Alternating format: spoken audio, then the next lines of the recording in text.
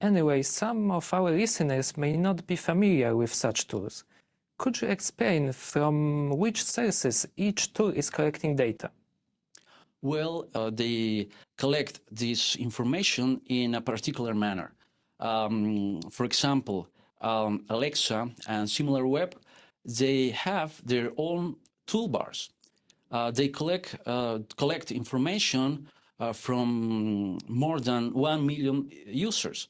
Compete, this tool also has their own toolbar, but I think they have some other methods to collect their information. For example, if your site has 20,000 unique visitors per month, and just 10% of them installed these toolbars, so Alexa and SimilarWeb, they will show you just 2,000 of visitors. That's pretty interesting because you can see the competitor's behavior.